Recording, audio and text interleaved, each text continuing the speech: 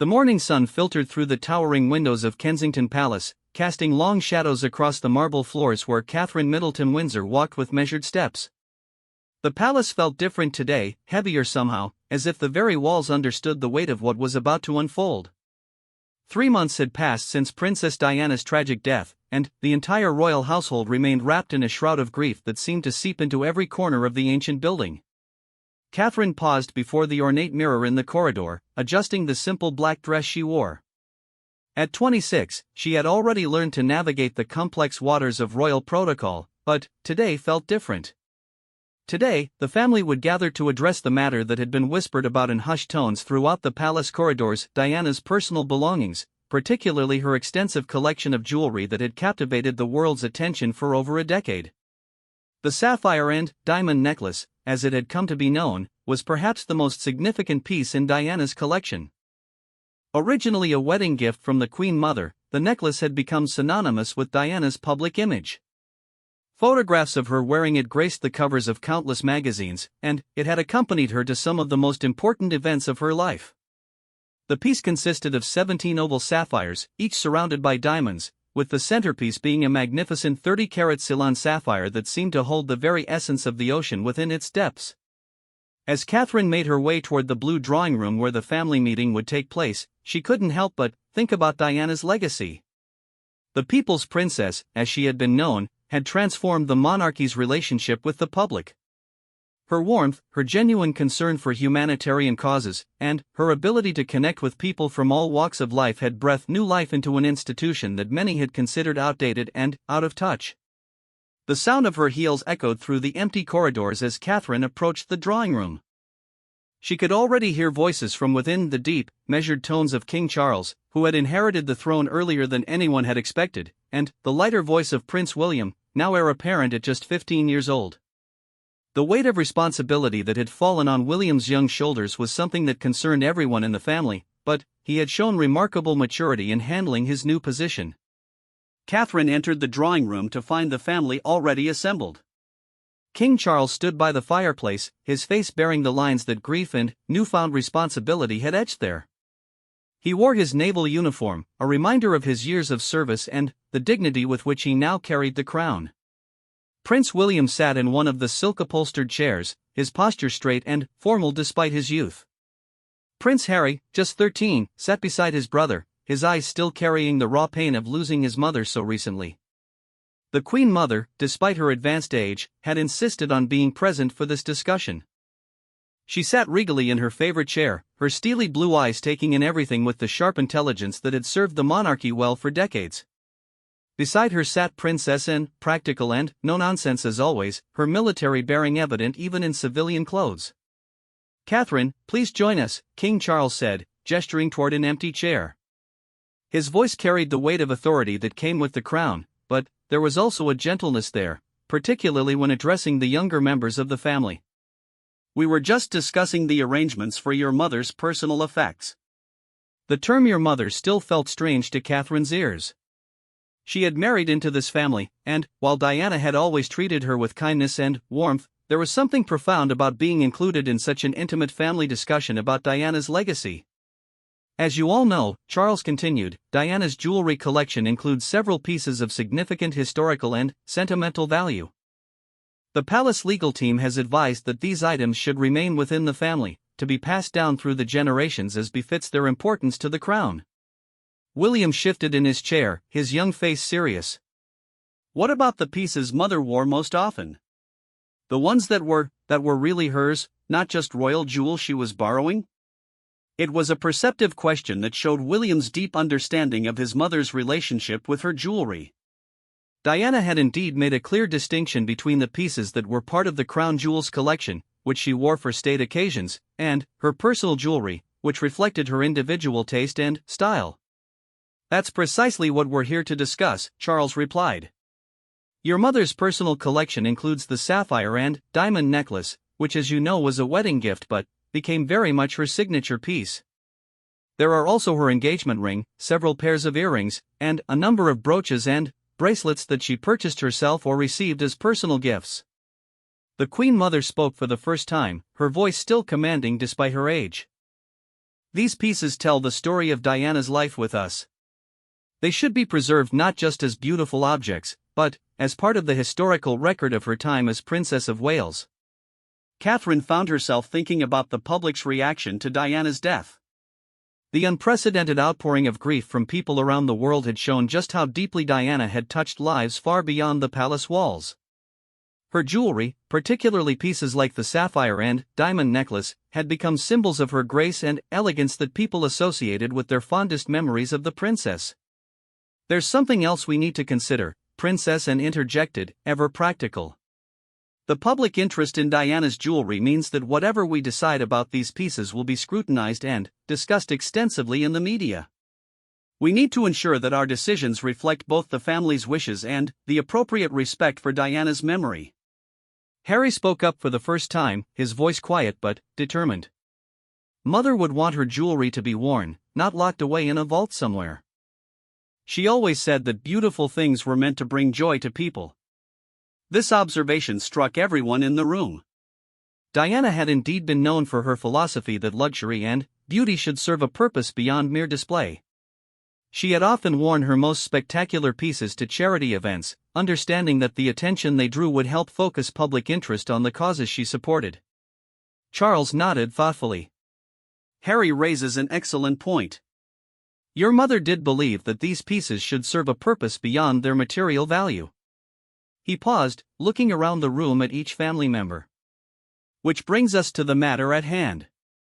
The sapphire and diamond necklace, given its significance and its strong association with Diana's public image, needs to be handled with particular care." The room fell silent as everyone contemplated the weight of this decision. The necklace wasn't just a piece of jewelry, it was a symbol of Diana's transformation from a shy young woman to a confident, globally recognized figure who had used her position to champion causes ranging from landmine clearance to AIDS awareness. Catherine felt the eyes of the family turning toward her. As the newest member of the family and someone who had developed a close relationship with Diana in the short time they had known each other, her perspective was valued. She also represented the future of the monarchy in many ways, as someone who would likely play a significant role in the institution's continued evolution. "I think," Catherine began carefully, "that we need to consider what Diana herself would have wanted. She was always very thoughtful about the symbolic weight of her choices, especially when it came to her public appearances." The Queen Mother nodded approvingly. "Very wise, my dear. Diana was indeed extremely conscious of the messages her choices sent to the public." William leaned forward in his chair. "I remember Mother talking about the necklace once. She said it made her feel connected to the history of our family, but also that it was her responsibility to make sure it represented something positive." This memory seemed to resonate with everyone in the room. Diana had indeed spoken often about her role as a bridge between the traditional monarchy and a more modern, accessible institution. Her jewelry choices had been part of this careful balancing act, honoring tradition while making it relevant to contemporary life. "The question then becomes," Charles said, "who should inherit this particular piece, and when it should be worn again?" The implications of this question hung heavy in the air. Whoever inherited the sapphire and diamond necklace would be taking on not just a beautiful piece of jewelry, but a symbol of Diana's legacy and a responsibility to honor her memory appropriately. Catherine could feel the weight of the moment. She had married into this family with full knowledge of the responsibilities it entailed, but moments like this brought home the reality of what it meant to be part of an institution that belonged as much to the public as to the family itself. The afternoon light had shifted in the room, creating new patterns of shadow and illumination across the ornate furnishings. Outside, Catherine could see the palace gardens where Diana had often walked, sometimes alone, sometimes with her sons. Those gardens had been witness to countless conversations about the future of the monarchy, about the balance between duty and personal happiness, about the weight of public expectation. As the discussion continued, Catherine realized that this moment represented more than just the distribution of Diana's personal belongings. It was about defining how Diana's legacy would live on through the family, how her influence on the monarchy would continue to shape its future, and how the lessons she had taught about connecting with people could be preserved and passed down to future generations. The sapphire and diamond necklace sat at the center of these considerations, not just as a beautiful object, but as a tangible link to a woman who had changed the monarchy forever. Whatever decision the family made about its future would send a message about how they intended to honor Diana's memory and continue the work she had begun. The tension in the blue drawing room had grown palpable as the afternoon wore on. King Charles had called for a brief recess, during which the family members moved about the room, each lost in their own thoughts about the weighty decision before them. The sapphire and diamond necklace had been brought from the vault and now rested in its velvet-lined case on the mahogany table at the center of the room, its deep blue stones catching the late afternoon light that streamed through the tall windows. Catherine found herself drawn to the necklace despite trying to maintain appropriate distance from the discussion. She had admired it countless times when Diana wore it, but seeing it up close revealed details she had never noticed before. Each sapphire was perfectly matched not just in size but in the depth and clarity of its blue hue. The diamonds that surrounded each stone were cut in a way that maximized their ability to reflect light, creating an almost ethereal sparkle that seemed to dance across the surface of the piece. "It's quite extraordinary, isn't it?" The Queen Mother's voice came from beside her, soft but clear.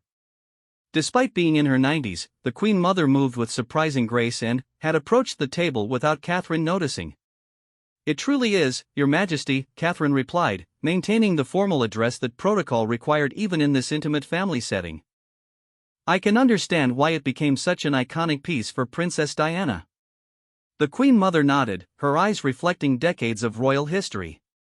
"I chose this particular necklace for Diana myself, you know. It was originally created for Queen Alexandra, and it has been waiting in the royal collection for someone who could truly do it justice." She paused, studying Catherine's face. Diana understood the responsibility that came with wearing such pieces. They're not merely ornaments, but symbols of continuity and tradition. Prince William had overheard this conversation and joined them at the table. Even at 15, he possessed a gravity that spoke to his understanding of his position and responsibilities. "Grandmother, do you think Mother would want this necklace to be worn again soon, or should it be preserved for a future generation?" It was a mature question that demonstrated William's thoughtful approach to honoring his mother's memory. The Queen Mother considered carefully before responding. "Your mother believed that beautiful things lost their meaning if they weren't shared with the world. But she also understood timing and appropriateness." King Charles rejoined the group, having spent the recess in quiet consultation with Princess Anne and Prince Harry. His expression suggested that he had been grappling with the complexities of the decision before them. "I've been thinking about our conversation, and I believe we need to consider not just who should inherit Diana's jewelry, but how and when these pieces should be introduced back into public life." Princess Anne, ever practical, nodded in agreement. The public's emotional connection to Diana's jewelry means that whoever wears these pieces will be making a statement about their role in continuing Diana's legacy. That's not a responsibility to be taken lightly. Catherine felt the weight of these words.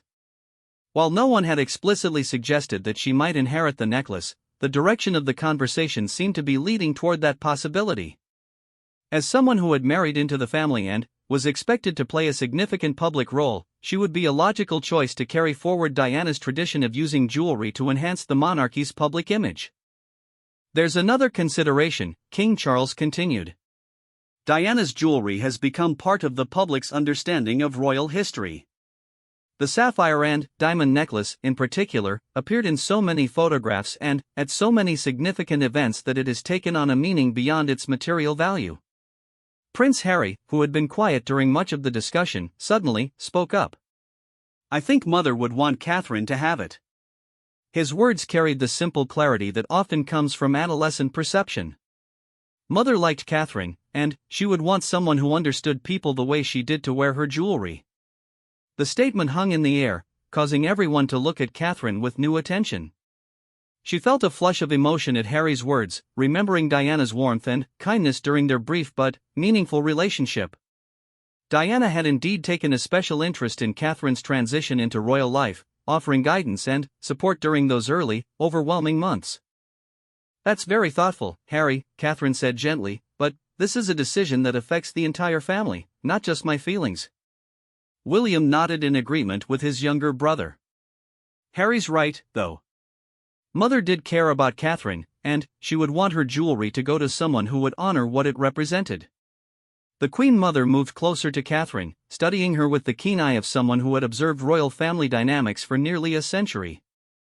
"Tell me, my dear, how do you feel about the possibility of inheriting such a significant piece? It would mean accepting not just a beautiful necklace, but a very public responsibility." Catherine took a moment to consider her response carefully. She understood that this was more than a casual question, it was an evaluation of her readiness to take on one of the most visible symbols of Diana's legacy. "I would be honored beyond words to be entrusted with Princess Diana's jewelry, but I would want to be certain that I could wear it in a way that truly honors her memory and serves the monarchy appropriately." King Charles exchanged glances with the Queen Mother, and Catherine sensed that some unspoken communication had passed between them. "Catherine's response demonstrates exactly the kind of thoughtfulness that Diana valued," Charles said. "She understands that this inheritance would come with responsibilities, not just privileges." Princess Anne stepped forward, her military bearing evident in her posture. "If Catherine is to inherit the necklace, we need to discuss the circumstances under which it would be appropriate for her to wear it. This piece has such strong associations with Diana that its reappearance in public will be significant news." This practical concern highlighted the unique challenges facing the royal family in the aftermath of Diana's death. Every decision they made was scrutinized by the media and the public, and the emotional connection people felt to Diana meant that anything associated with her carried extra weight and significance.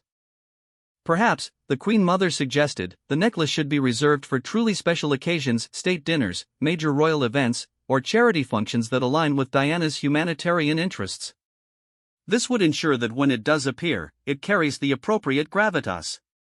Catherine nodded thoughtfully. "That makes perfect sense. Princess Diana used her jewelry strategically to draw attention to causes she cared about. If I were to inherit the necklace, I would want to continue that tradition." Prince William seemed pleased with this direction. "Mother would love that. She always said that her jewelry was a tool she could use to help the causes that mattered to her." The conversation was interrupted by a soft knock at the door. A palace aide entered and spoke quietly to King Charles, who nodded and then addressed the room. "I'm afraid we need to pause this discussion. There are some urgent matters of state that require my immediate attention." As the family began to disperse, the Queen Mother approached Catherine once more. "My dear, would you walk with me in the garden? I think some fresh air might do us both good, and there are a few things I'd like to discuss with you privately." Catherine agreed, and the two women made their way through the palace corridors toward the garden entrance. The Queen Mother moved slowly but steadily, her cane tapping softly against the marble floors. As they walked, she spoke about Diana's early years in the royal family, sharing memories and insights that helped Catherine understand the complexity of the role she had inherited. "Diana faced many challenges when she joined our family," the Queen Mother explained as they entered the garden. "She was very young, and the scrutiny was intense. But she learned to use every aspect of her public role, including her fashion and jewelry choices, as tools for connection and communication." The garden was peaceful in the late afternoon light, with carefully manicured beds of roses and lavender creating a sense of tranquility that stood in sharp contrast to the weight of the discussions inside. Catherine could imagine Diana walking these same paths, perhaps contemplating her own responsibilities and challenges. "I want you to understand," the Queen Mother continued, "that if you inherit Diana's jewelry, particularly a piece as significant as the sapphire and diamond necklace, you'll be taking on more than beautiful objects. You'll be accepting the responsibility to continue Diana's work of modernizing the monarchy's relationship with the public." Catherine listened carefully, understanding that this was both advice and a test. The Queen Mother was evaluating her readiness for this responsibility and offering guidance based on decades of experience. "I've watched you since you joined our family," the Queen Mother said, "and I believe you have the qualities necessary to honor Diana's legacy while making your own positive contribution to the monarchy. But this decision cannot be made lightly." As they continued their walk, Catherine reflected on the magnitude of what was being offered to her. The sapphire and diamond necklace represented not just Diana's personal style, but her approach to royal duty, her commitment to humanitarian causes, and her ability to connect with people across all social boundaries. To inherit such a piece would be both an incredible honor and a tremendous responsibility. The sun was beginning to set, casting long shadows across the garden and creating a golden glow that seemed to transform the familiar landscape into something almost magical. Catherine realized that this moment, walking in Diana's garden and discussing Diana's legacy with the Queen Mother, would remain with her forever regardless of the final decision about the jewelry. As they made their way back toward the palace, the Queen Mother stopped and turned to Catherine with a smile that conveyed both warmth and authority. "I believe Diana would be very pleased to know that you might carry forward her tradition. But, remember, my dear, the true value of any piece of royal jewelry lies not in its material worth, but in the meaning and purpose with which it is worn." The following morning brought an unexpected development that would change the trajectory of the entire jewelry inheritance discussion. Catherine arrived at the palace early, having spent a restless night thinking about her conversation with the Queen Mother and the weight of potentially inheriting Diana's most iconic piece. She had dressed carefully in a navy blue suit that Diana had once complimented, a small gesture of respect that felt appropriate for what she anticipated would be the final family meeting on this matter. However, as she approached the blue drawing room, she could hear raised voices from within, something highly unusual in a family that prided itself on maintaining composure even during the most difficult discussions. She paused outside the door, uncertain whether to enter or wait for the conversation to conclude. The public interest in Diana's jewelry is precisely why we need to be extremely careful about these decisions, Princess Anne was saying, her voice carrying the authoritative tone she used when discussing matters of royal protocol. "Every choice we make will be analyzed and interpreted by the media and the public. But we can't let public opinion dictate family decisions," came Prince William's voice, surprising Catherine with its firmness. Despite his youth, William was clearly prepared to advocate for what he believed was right. "This is about honoring Mother's memory and her wishes, not about managing public relations." King Charles's voice cut through the tension with measured authority. "Both perspectives have merit, but we need to consider all the implications of our decision. The sapphire and diamond necklace isn't just a family heirloom, it has become a symbol of Diana's legacy in the public consciousness." Catherine decided to announce her presence with a soft knock before entering. The room fell silent as she stepped inside, and she could immediately sense the tension that had built up during what was clearly an intense discussion. "Please, don't let me interrupt," Catherine said diplomatically. "I can wait outside if you need more time for family discussion." "Nonsense," the Queen Mother said from her position by the fireplace. "You're part of this family, and this decision affects you as much as anyone." She gestured toward an empty chair. "We were just discussing some complications that have arisen overnight." King Charles cleared his throat, his expression grave. "Catherine, we've received word that there may be legal challenges to our distribution of Diana's personal jewelry. Some of Diana's distant relatives have indicated that they believe certain pieces should not remain with the royal family." This news struck Catherine like a physical blow. She had never considered that anyone outside the immediate royal family might have claims on Diana's possessions. The idea that the beautiful piece she had spent the night imagining wearing in service of charitable causes might become the subject of a legal dispute was deeply troubling. "What exactly are they claiming?" Catherine asked, taking her seat and trying to maintain the composure that royal training had instilled in her. Princess Anne answered, consulting a document she held in her hands. "Specifically, they're arguing that the sapphire and diamond necklace should be returned to Diana's family estate since it was given to her as a wedding gift rather than as part of the crown jewels collection. They're also questioning whether other pieces of her personal jewelry should remain with the royal family." Prince Harry, who had been unusually quiet, suddenly spoke up with passion that surprised everyone in the room. "This is ridiculous. Mother chose to be part of our family. Her jewelry belongs with us, and it should go to the people she would have wanted to have it." "Harry's emotion is understandable," King Charles said gently, "but we need to handle this situation with careful consideration of all the legal and family implications. Diana's relatives do have some basis for their claims, even if we disagree with their interpretation." The Queen Mother moved from the fireplace to the table where the necklace still rested in its velvet case. She opened the case and lifted the piece, holding it so that the morning light caught the sapphires and created brilliant flashes of blue fire. "This necklace has been witness to some of the most important moments in recent royal history. Diana wore it when she visited AIDS patients, when she walked through minefields, when she attended state dinners that strengthened Britain's international relationships. It represents far more than its material value. Catherine watched the necklace sparkle in the Queen Mother's hands and felt a deep sadness at the thought that legal disputes might reduce such a meaningful piece to mere property to be divided. Is there any way to resolve this that honors both Diana's memory and the legitimate interests of all parties? That's exactly what we need to determine, King Charles replied. Our legal advisors are exploring several options, but each comes with its own complications. William leaned forward in his chair, his young face set with determination. What if we offered to purchase the pieces from Mother's estate? That way, her relatives would receive appropriate compensation, but the jewelry could remain where Mother would have wanted it. It was a mature and thoughtful suggestion that demonstrated William's growing understanding of how to navigate complex family and legal situations. Princess Anne nodded approvingly at her nephew's proposal. That's actually one of the options our legal team has suggested, King Charles confirmed. However, it would set a precedent for how we handle similar situations in the future, and it might imply that we acknowledge the validity of claims on other royal family jewelry. The complexity of the situation was becoming clear to Catherine. This wasn't simply about one necklace or even about Diana's jewelry collection. It was about establishing principles that would guide how the royal family handled inheritance and property rights in the future. Every decision they made would have implications far beyond the immediate situation. There's another consideration, the Queen Mother added, replacing the necklace in its case.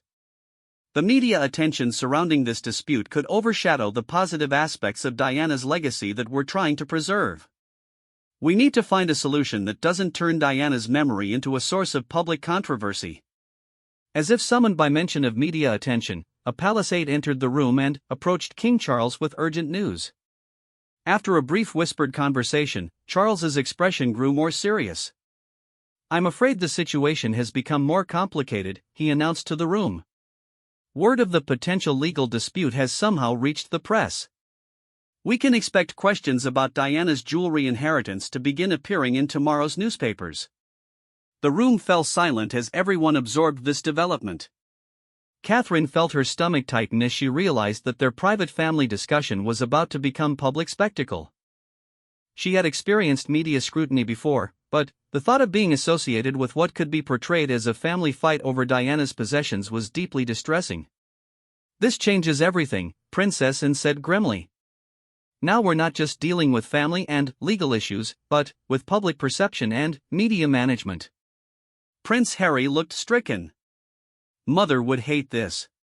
She would absolutely hate the idea of her jewelry becoming a source of conflict and newspaper stories. His words resonated with everyone in the room because they rang absolutely true. Diana had worked hard to use media attention constructively, focusing public interest on charitable causes and important social issues. The idea of her memory being associated with family disputes over material possessions would have been anathema to her values and goals. "Then, we need to find a solution quickly," William said decisively. "Something that honors Mother's wishes and ends this dispute before it becomes a media circus." Catherine found herself thinking about her conversation with the Queen Mother the previous evening. The older woman had emphasized that the true value of royal jewelry lay not in its material worth but in the meaning and purpose with which it was worn. Perhaps that perspective could offer a path forward. "What if," Catherine said carefully, "we approached this differently? Instead of thinking about ownership of the pieces, what if we focused on their purpose?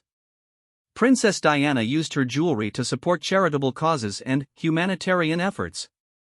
Could we create some kind of arrangement that preserves that mission while addressing the legal concerns?" The Queen Mother looked at Catherine with obvious approval. "That's very perceptive, my dear. Diana would indeed be more concerned with how her jewelry continues to serve good purposes than with who technically owns it." King Charles considered this suggestion carefully. "You're proposing some kind of charitable trust or foundation arrangement?"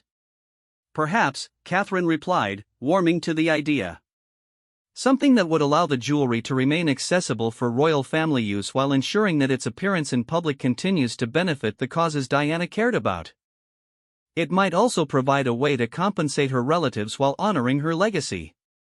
princess and was already thinking through the practical implications. Such an arrangement could actually enhance the value of the pieces by formalizing their connection to Diana's charitable work.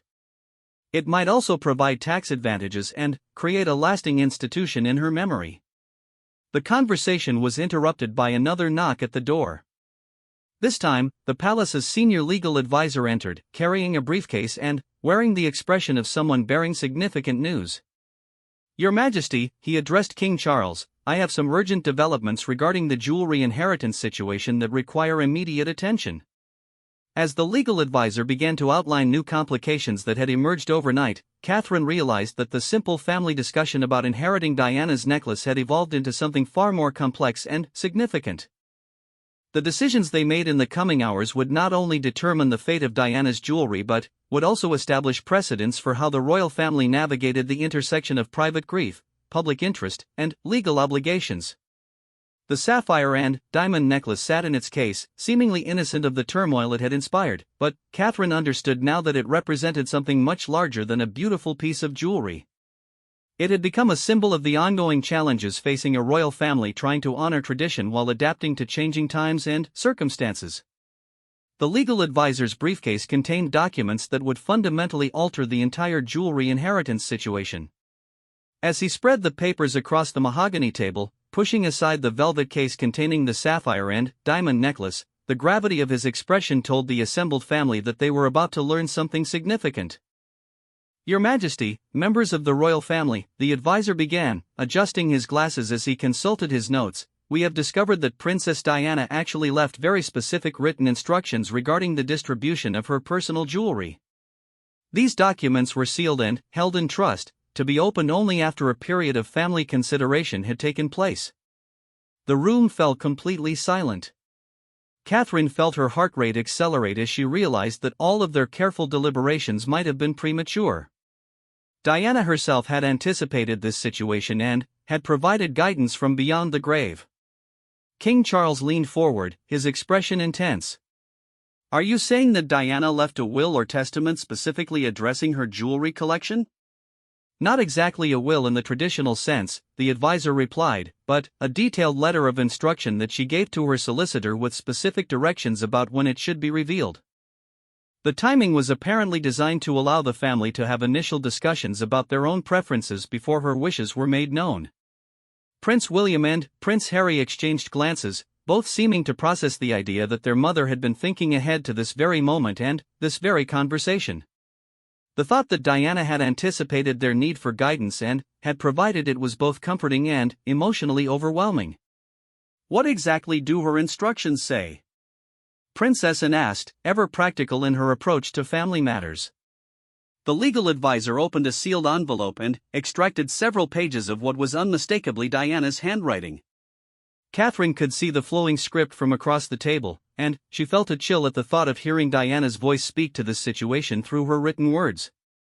"Princess Diana's instructions are quite detailed and thoughtful," the advisor began.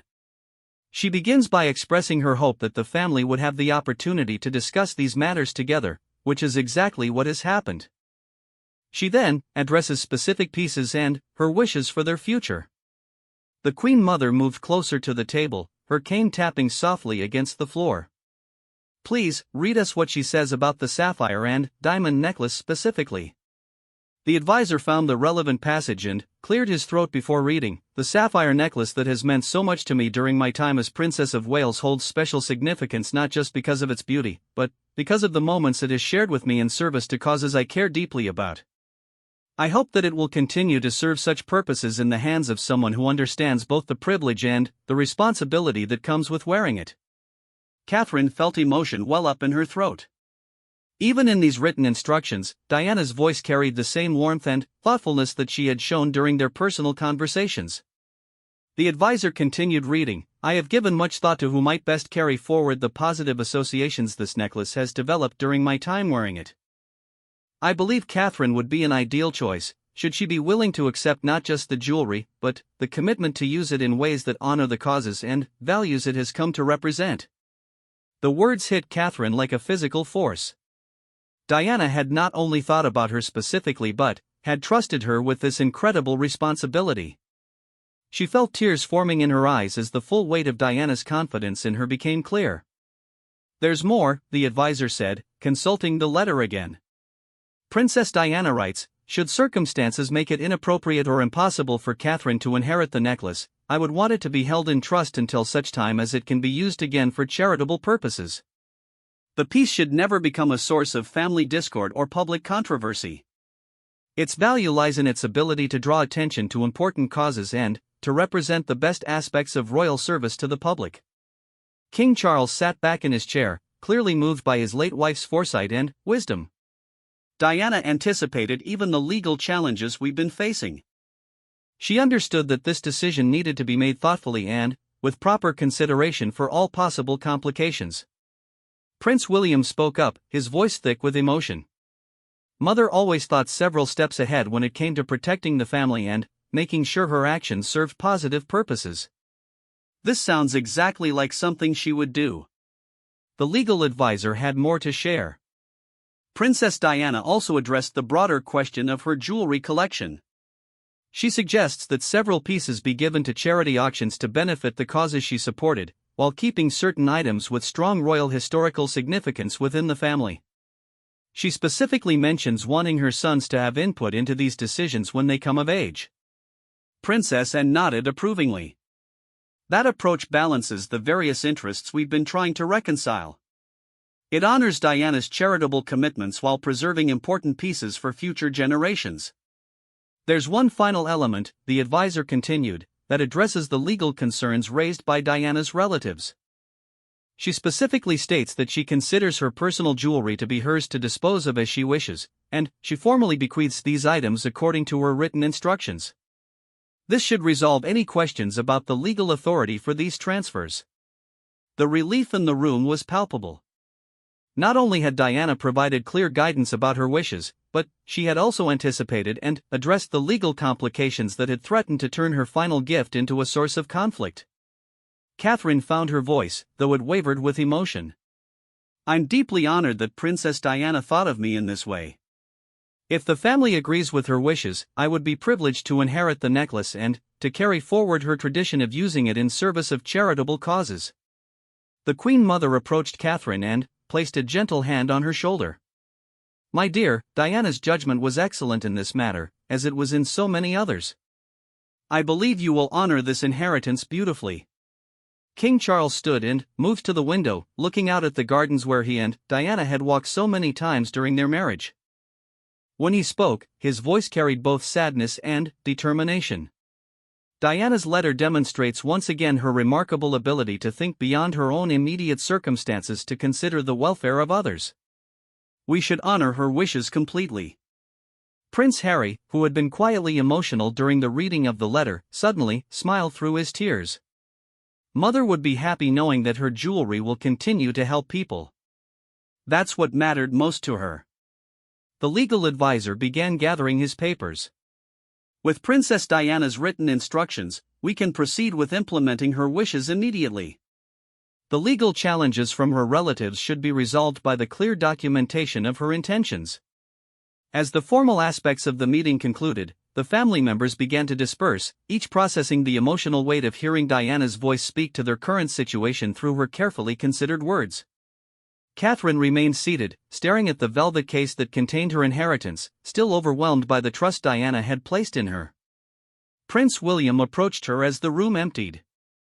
"Catherine, I want you to know that Harry and I are genuinely happy that Mother chose you for this. We've seen how you approach your royal duties, and we know you'll honor her memory properly." "Thank you, William," Catherine replied.